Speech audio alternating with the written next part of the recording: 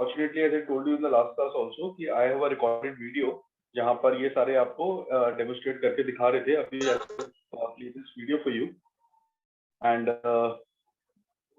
तो रिफ्लेक्सेस में ना कुछ बेसलाइन समझा देता हूँ।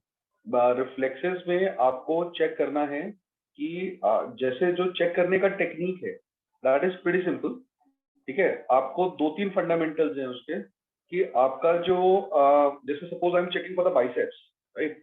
बाइसेप्स को अगर मैं चेक करो, number 1 it should be exposed. देखिए, एक है कि विजिबल मूवमेंट हो गया, बाइसेप्स जब चेक कर रहे हो विजिबल मूवमेंट हो गया। दूसरा है कि विजिबल मूवमेंट नहीं हुआ लेकिन आपको मसल कॉन्ट्रैक्ट करते हुए दिखेगा, राइट? तो muscle should be exposed. Muscle contraction दिखेगा ही नहीं अगर मसल एक्सपोज नहीं है। फिर आपको एक बहुत सिंपल सा है कि मेरा जो मसल है दैट शुड बी रिलैक्स। अगर मसल्स ऑलरेडी आपकी टॉट होंगी या फिर स्ट्रेस टेंशन में होंगी तो उसका आपको कॉन्ट्रैक्शन उतना अच्छा नहीं दिखेगा। ठीक है, देन उसका टेंडन जो है वो आपको हिट करना है। अगर मसल के टेंडन पे हिट करोगे तो मसल कॉन्ट्रैक्ट करेगा। This is the basic idea of checking a reflex. तो आप कौन कौन से रिफ्लेक्स चेक करते हो? अपर लिम्ब में supinator, here I am talking about deep tendon reflex. आप बेसिकली आपका सुपिनेटर चेक करते हो, बाइसेप्स चेक करते हो, ट्राइसेप्स चेक करते हो। अपर लिम्ब में ये 3 हो गए, ठीक है। देन लोअर लिम्ब में आप नी चेक करते हो और एंकल चेक करते हो। तो ये आपके 5 डीप टेंडन रिफ्लेक्स होते हैं। पांचों का आपको टेंडन पे हिट करना है और मसल का कॉन्ट्रैक्शन देखना। And as we discuss in the last class, इसका क्या है? Why are we checking for the reflexes? Suppose reflex आपके हाइपर रिफ्लेक्सिया हो सकता है, नॉर्मल हो सकता है या हाइपो रिफ्लेक्सिया हो सकता है। ये रिफ्लेक्सिया, ठीक है। Yes. तो अगर सपोज मेरा नी रिफ्लेक्स किसी का आपने चेक किया, नी रिफ्लेक्स ब्रिस्क आ रहा है, Yes. उसके अपर लिम्ब के रिफ्लेक्सेस ठीक थे, उसका बाइसेप्स ठीक है, सुपिनेटर ठीक है, ट्राइसेप ठीक है, अगर नॉर्मल रिफ्लेक्सेस है ये, बट उसका नी और एंकल ब्रिस्क आ रहे हैं, क्या रेलेवेंस? तो आपको रूट वैल्यूज पता होने चाहिए आपके रिफ्लेक्सेस के। हमने लास्ट टाइम डर्माटोम्स पढ़े थे, इफ यू रिमेम्बर दैट। तो हमने pocket area interior aspect of thigh का कौन सा डर्माटोम था? L2 L2 था, राइट? और उसके नीचे नी का कौन सा था? L3 L4। तो बेसिकली नी की रूट वैल्यू होगी L2 L3 L4। ओके, ठीक है। एंकल का कौन सा होगा? L2 3 4 तो नी का हो गया। तो एंकल का क्या हो गया? 2 3 4 हमने बोला नी का हो गया, तो L5 S1 मेरा एंकल का हो गया, राइट? इसी तरह बाइसेप्स का क्या हो गया? बाइसेप्स के आसपास डर्माटोम सोचो क्या थे जो लैटरल एस्पेक्ट ऑफ आर्म पे था, जो हमने बात किया था ना, स्टार्ट हमने यही से किया था कि फर्स्ट आपको ये याद करना है, lateral aspect of arm. C4 C5 C6 C5 C2 3 C4 तक तो यहाँ पे था, C2 C3 नेक पे था, C4 आपका शोल्डर था, C5 आपका basically lateral aspect of arm था। ये हमने फर्स्ट डर्माटोम याद किया था।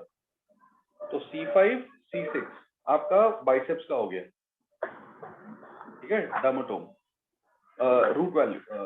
देन आपका सुपिनेटर का भी सेम होता है बाइसेप्स की तरह, C5 C6। C5 ये एरिया था, C6 नीचे वाला एरिया लैटरल एस्पेक्ट था, ऐसे लैटरल टू मीडियल घूम के आ रहे थे। तो आपका biceps and supinator is C5 C6। Tricep का क्या हो गया? C5 C6 हो गया, उसके नीचे C6 C7 C8 is your triceps, ठीक है। तो अब coming back to the original question Parth, आपका हमने बात कर रहे थे कि आपका नी और एंकल पेशेंट का आपने चेक किया कि ब्रिस्क आ रहा है, पेशेंट आया है पैरापेरेसिस के साथ, नी और एंकल आपने चेक किया ब्रिस्क आ रहा है। देन यू चेक कि बेसिकली मेरा this biceps, supinator and triceps are completely normal reflexes. तो आपने स्पाइनल कॉर्ड पे बोला कि स्पाइनल कॉर्ड का एक लेवल मिलेगा, स्पाइनल कॉर्ड का लेवल किस लेवल से किस लेवल के बीच में प्रॉब्लम आप इससे प्रिडिक्ट कर सकते हो? L2 to L4। L2 पे मेरा रिफ्लेक्स ब्रिस्क है, हाइपर रिफ्लेक्सिया है। हाइपर रिफ्लेक्सिया मतलब अपर मोटर न्यूरॉन लीजन। अगर रिफ्लेक्स बड़ा है, जैसे टोन बड़ा है, तो इसका मतलब अपर मोटर न्यूरॉन है। इसी तरह अगर रिफ्लेक्स बड़ा है तो मेरा अपर मोटर न्यूरॉन है। तो इसका मतलब हुआ कि बेसिकली मेरा L2 तक कहानी ठीक चल रही थी, L2 के ऊपर कहीं गड़बड़ हुई है, L2 के ऊपर कहीं गड़बड़ हुई है। और C8 जो मेरा ट्राइसेप्स रिफ्लेक्स है, जब तक C8 आ रहा था तब तक मेरा नॉर्मल चल रहा था स्टोरी। तो मुझे ये पता है अब कि C8 से लेके L2 के बीच में कहीं गड़बड़ है। इट्स अ बिग एरिया, हो सकता है T4 पे हो सकता है T8 पे हो सकता है T10 पे हो, लेकिन I will get a idea कि मेरा C8 तक स्टोरी ठीक है क्योंकि मेरा ट्राइसेप्स नॉर्मल है। तो मुझे अब सर्वाइकल एमआरआई नहीं करना, ठीक है। L2 के ऊपर है गड़बड़ क्योंकि L2 के नीचे का स्टोरी खराब हो गया, L2 के नीचे के रिफ्लेक्सेस ऑफ ब्रेस्ट। तो अब मुझे जो एमआरआई पेशेंट का करना है स्पाइन का, वो मुझे बेसिकली उसका आपका थोरैसिक स्पाइन का करना। It can B upper thoracic, it can be lower thoracic. Reflexes से मैं नहीं बता सकता, सेंसरी लेवल से लेकिन मैं बता सकता हूँ। अगर मेरा सेंसरी लाइक अम्बिलिकस के नीचे अगर मेरे सेंसेशंस खराब हैं तो आई नो कि T10 के आसपास लेवल है, तो मैं उस एरिया का एमआरआई करूँ। बट प्योरली रिफ्लेक्सेस के बेसिस पे आई कैन जस्ट से कि बेसिकली C8 से लेके L2 के बीच में कहीं भी हो सकता है, ठीक है। द अदर एग्जांपल इज कि बेसिकली मेरा क्वाड्रीपेरेसिस का पेशेंट है, सपोज क्वाड्रीपेरेसिस का पेशेंट है और पेशेंट के रिफ्लेक्सेस सारे एब्सेंट है। I check for biceps, I check for knee, ankle, सारा रिफ्लेक्सेस एब्सेंट है। तो what could be the interpretation of this? Areflexia है अब यहाँ पेशेंट को, क्वाड्रीपेरेसिस है, ए रिफ्लेक्सिया है, तो what could be the interpretation of this? The sensory loss. या नहीं, पहले ये बताओ ना कि upper motor lower motor. The lower motor neuron lesion. Lower motor neuron. तो लास्ट टाइम हमने एक पाथवे डिस्कस किया था कि मेरा ब्रेन है, ब्रेन के नीचे स्पाइनल कॉर्ड, स्पाइनल कॉर्ड के नीचे anterior horn cell, anterior horn cell के बाद नर्व निकलेगा, नर्व एनएम जंक्शन में जाएगा और एनएम जंक्शन से मसल कॉन्ट्रैक्ट होगा, ठीक है। यही 6 एरिया हैं, brain, spinal cord, anterior horn cell, neuropathy, NM junction disease and myopathy. मेरा वीक जो मोटर पाथवे है यहीं से जा रहे हैं। तो अब अगर मेरा ए रिफ्लेक्सिया है तो मैंने क्या देख लिया कि मेरा ब्रेन और स्पाइनल कॉर्ड तो नहीं है, ठीक है। बचा क्या? एंटीरियर हॉर्न सेल, आपका न्यूरोपैथी, एनएम जंक्शन, मायोपैथी। अब अगर ए रिफ्लेक्सिया है एंड प्रोफाउंड ए रिफ्लेक्सिया है कि बिल्कुल रिफ्लेक्स नहीं आ रहा किसी भी उसमें, तो मोस्ट लाइकली न्यूरोपैथी है कि नर्व ही आपका सिग्नल लेके ही नहीं जा पा रहा। It can be myopathy also, but myopathy में थोड़ा हल्का सा कॉन्ट्रैक्शन दिख सकता है, hyporeflexia. It can be areflexia also, अगर बहुत सिवियर मसल गई है आपकी, बिल्कुल ही सिवियर मायोपैथी हो गया, बिल्कुल मसल के अंदर जान ही नहीं बचेगी कॉन्ट्रैक्ट करे, बट थोड़ा सा हल्का सा कॉन्ट्रैक्शन दिख सकता है मायोपैथी में। So your diagnosis will be neuropathy, like you see in the case of Guillain-Barré syndrome, GBS. GBS के अंदर complete air reflexia होता है पेशेंट को, because there is a profound neuropathy. ठीक है। स्पाइनल कॉर्ड में एक डिजीज होती है acute transverse myelitis, सुना है ना? acute transverse myelitis में जब भी कोई चीज acutely होता है कि रात को पेशेंट सोया था, सुबह उठा और सारा जिस भी एरिया पे माइलाइटिस हुआ, सपोज T4 एरिया पे माइलाइटिस हुआ, तो T4 के नीचे का सारा बॉडी खत्म, स्पाइनल कॉर्ड के सारे सिग्नल खत्म, T4 तक उसका मेंटेन्ड है, ठीक है। तो upper limb will B spared, upper limb T4 के ऊपर है, सर्वाइकल है सारा वो, ठीक है। Lower limb will be paralysed, तो patient will present with paraparesis, ठीक है। T4 पे सेंसरी लेवल क्या आएगा? निपल एरिया, तो निपल एरिया के नीचे उसके सारे सेंसेशन गायब होंगे, ठीक है। उसका ब्लैडर बाउल जो है वो सिंपैथेटिक पैरासिम्पैथेटिक जो नर्व्स हैं स्पाइनल कॉर्ड के अंदर, that is there in thoracolumbar region, lower thoracic lumbar region. तो उसका bladder bowel function will be lost, the patient will not be incontinent or passing stools or there is retention of stools or urine, तो उसका वो भी area चला जाएगा, bladder bowl भी चला जाएगा। तो एक्यूट ट्रांसवर्स माइलाइटिस लेकिन इतना एक्यूटली डेवलप करता है तब पेशेंट एक स्पाइनल शॉक वाली स्टेट में चला जाता है। तो स्पाइनल शॉक के अंदर अभी उसके अपर मोटर न्यूरॉन सिम्टम्स आते नहीं है, इट टेक्स 7 to 10 डेज जिसमें उसके अपर मोटर सिम्टम्स आएंगे। तो यहाँ पर patient, this is the only condition of spinal cord जहां पर आपको लोअर मोटर न्यूरॉन फाइंडिंग्स मिलेंगे इन द इनिशियल स्टेज। 10 दिन के बाद पूरा हाइपर रिफ्लेक्सिया, हाइपरटोनिया सब मिलेगा आपको अपर motor neuron. But initially because of the shock state, ये अभी एकदम से कट गया है सब कुछ, एक्यूटली हाइपर एक्यूटली डेवलप कर गया, ट्रांसवर्स माइलाइटिस हो गया, आपका स्पाइनल कॉर्ड ऐसे बीच में से डीमाइलिनेट कर गया, तो अभी अपर मोटर न्यूरॉन फंक्शन नहीं आएंगे। Patient will have hyporeflexia and hypotonia as you see in the lower motor. But clinching point क्या होता है कि पेशेंट का सब कुछ चला जाएगा, आपका एक सेंसरी लेवल भी मिलेगा, आपको नीचे पैरालिसिस भी मिलेगा, ब्लैडर बाउल भी लॉस्ट होगा, तो सब कुछ मिलेगा। अब ये सब आपको न्यूरोपैथी मायोपैथी में मिल ही नहीं सकता।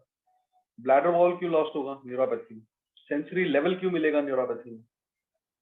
तो वो आपको एक पॉइंट दे देता है कि probably this is lower motor के फीचर्स हैं, लेकिन लेवल भी है, ब्लैडर वॉल भी गया है, तो प्रॉब्ली मेरा पेशेंट एक्यूट ट्रांसवर्स माइलाइटिस के स्पाइनल शॉक है।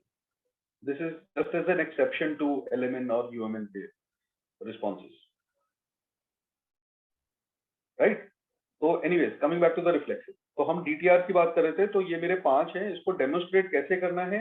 पेशेंट का मसल जो है वो रिलैक्स होना चाहिए, आपका जो टेंडन है वो और मसल है वो एक्सपोज होना चाहिए।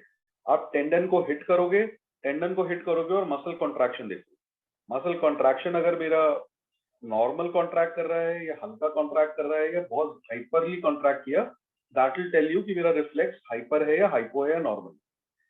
ये रिफ्लेक्सिया है अगर कॉन्ट्रैक्ट ही नहीं कर रहा है, ठीक है? ये करना कैसे है वो अभी मैं आपको वीडियो में दिखा दूंगा, ठीक है? उसमें मसल का पोजीशन क्या रखना है, हिट कैसे करना है, ठीक है? आपका हैमर जो होता है वो एक ट्रायंगुलर हैमर होता है, उसका जो हिट करने वाला पॉइंट है, दिखा है हैमर, दिखा है नी जर्क हैमर और ये रिफ्लेक्स हैमर। तो उसमें जो आगे छोटे वाला एंड है और पीछे बड़े वाला एंड है, जो छोटा वाला एंड है वो अगर मेरी छोटी टेंडन होती है, लाइक बाइसेप्स और सुपिनेटर की छोटी टेंडन होती है, तो आप उसको वहां से हिट करते हो। और जो आपका ट्राइसेप्स की या नी की या एंकल की बड़ी आपका वो होता है, उसको बड़ी टेंडन होती है, तो उसको ब्रॉडर एरिया से आप हिट करते हो। जो छोटी टेंडन्स होती है उस पर आप अपनी पहले फिंगर रखते हो और फिंगर पे हिट करते हो। वो वीडियो में देख के you will get more clarity. तो this is about DTR। Superficial reflexes भी डिस्कस कर लेते हैं, फिर I show you the video.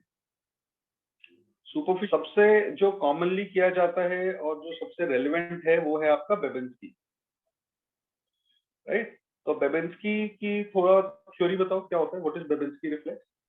So basically, it is physiological in newborns, but pathological when there is an upper motor neuron lesion. So Okay. normally we plantar flex. Adults plantar flex their toes when we see a sharp object along the sole.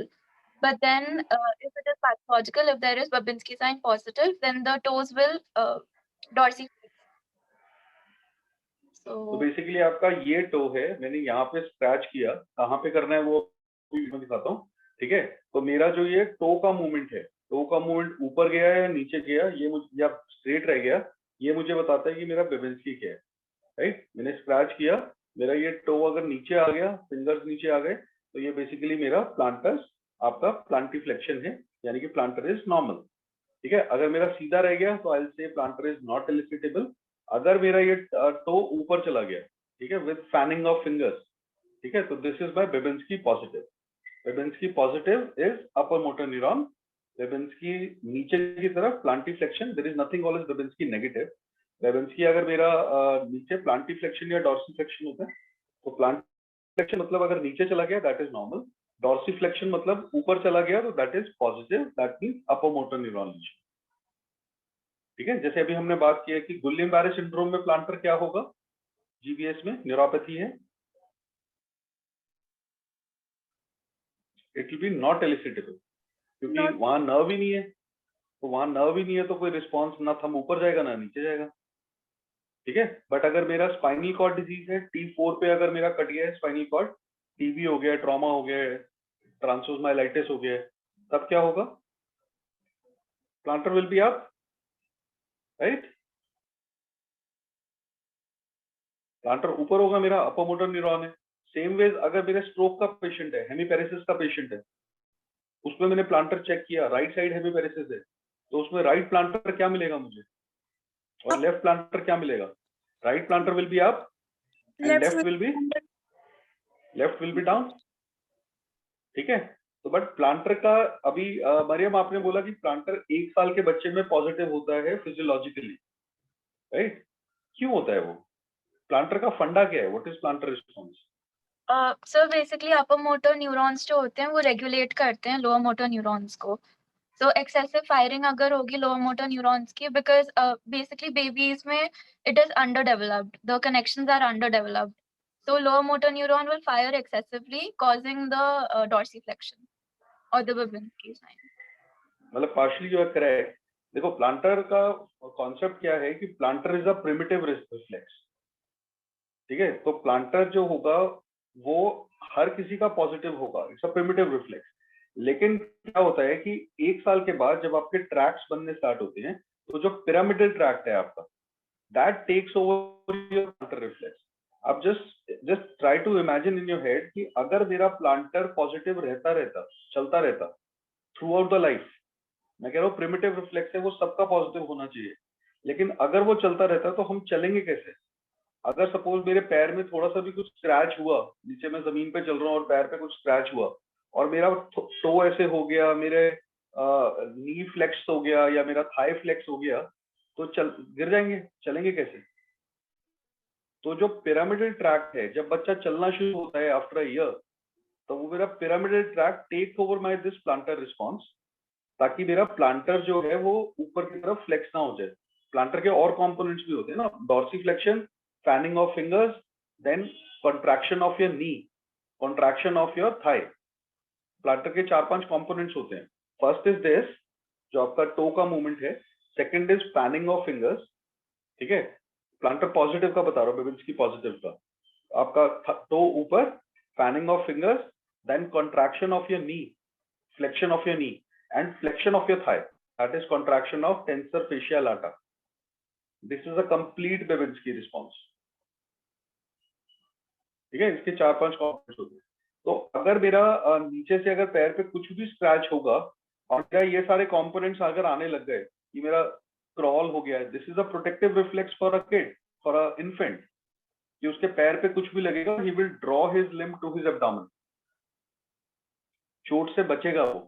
लेकिन अगर चलते हुए बंदे को ये होने लग गया तो वो तो फॉल ही करता रहेगा, अगर उसका नी फ्लेक्स कर गया या थाई फ्लेक्स कर गया. So it is not supported with the movements, you know. So pyramidal tract takes over this plantar response. ठीक है, अब अगर मेरा किसी रीजन से पिरामिडल ट्रैक कट गया, अपर मोटर न्यूरॉन लीजन हो गया, ब्रेन में कटा, स्पाइनल कॉर्ड में कटा, कहीं भी कटा, पिरामिडल अगर ट्रैक मेरा कहीं भी अगर कट गया है बीच में से, तो प्लांटर मेरा रिलीज हो जाएगा. प्लांटर रिलीज होगा तो वी विल गेट बेबिन्स्की पॉजिटिव. ठीक है, फंडा क्लियर है? प्लांटर क्या होता है? ठीक है, प्लांटर में सोल को स्क्रैच कैसे करना है आपका, और क्या डिफरेंट मेथड्स होते हैं प्लांटर चेक करने के. There are Oppenheims and Gordons. ठीक है, वो अभी वीडियो में दिखाता हूं. राइट, तो प्लांटर क्लियर है? Planter will be the most important reflex for you. मान के चलो सीएनएस केस अगर आया तो एग्जामिनर आपको 110% बोलेगा कि please demonstrate planter of this patient. Planter तो अच्छी तरह आना ही चाहिए डेमोंस्ट्रेट करने. ओके, तो नेक्स्ट इज योर क्रेमास्टिक. क्रेमास्टिक में आपको कुछ नहीं करना है, आपको जो थाई का इनर मीडियल साइड है उसको नीचे से ऊपर स्क्रैच करना है. ठीक है, और आपको टेस्टिकुलर मूवमेंट्स ऊपर जाते हुए दिखेंगे फ्रॉम दैट साइड. तो अगर मैंने राइट मीडियल थाई को स्क्रैच किया तो राइट टेस्टिस पे मूवमेंट ऊपर की तरफ दिखेगी. So that can obviously be done in a male patient only. ठीक है, and patient should be exposed. ठीक है, तो बहुत कॉमनली वो करते नहीं. ठीक है, बाकी आप सारे करके देख लेते हो, but you should know how to do. ठीक है, अगर एग्जाम है उसमें सीएनएस केस मिला then you are supposed to do. ठीक है, तीसरा आपका एब्डोमिनल रिफ्लेक्स होता है. एब्डोमिनल रिफ्लेक्स में अम्बिलिकस के अराउंड आप पेशेंट को स्क्रैच करते हो बाहर से अंदर, एक फ्लिक करते हो ऐसे, क्योंकि आपका चाबी से चीज से, तो आप उसको बाहर से अंदर की तरफ ऐसे फ्लिक करते हो उसके स्किन के ऊपर. ठीक है, and you see the umbilical contraction to that side. ठीक है, तो उसके रूट वैल्यूज क्या होंगे एब्डोमिनल के? अम्बिलिकस के सपोज मैंने ऊपर वाले राइट क्वाड्रेंट में किया, अम्बिलिकस के अराउंड 4 क्वाड्रेंट बना लो ऐसे. अम्बिलिकस से एक लाइन हॉरिजॉन्टल ड्रॉ करो, एक वर्टिकल ड्रॉ करो, in your what is the abdominal compartment. तो आपका एक राइट हाइपोकॉन्ड्रियम एरिया हो गया, थोड़ा सा लंबर हो गया, नीचे वाले में लंबर और हाइपोगैस्ट्रियम एरिया हो गया। तो अब ये जो 4 खाने हैं इसके रूट वैल्यूज क्या होंगे?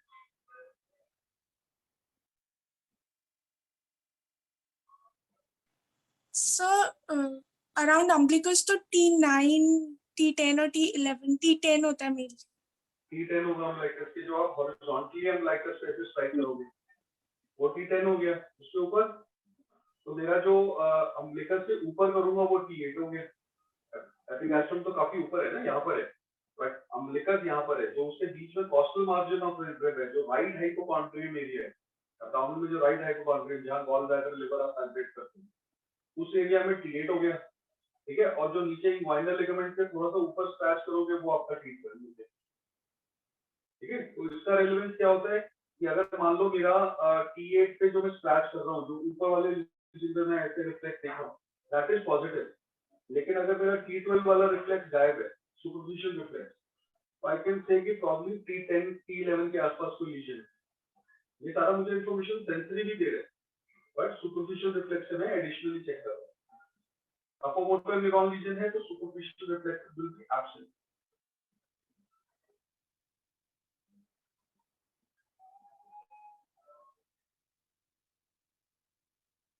ठीक है, तो ये मैंने बेसिकली आपके सुपरफिशियल रिफ्लेक्स चेक कर लिए।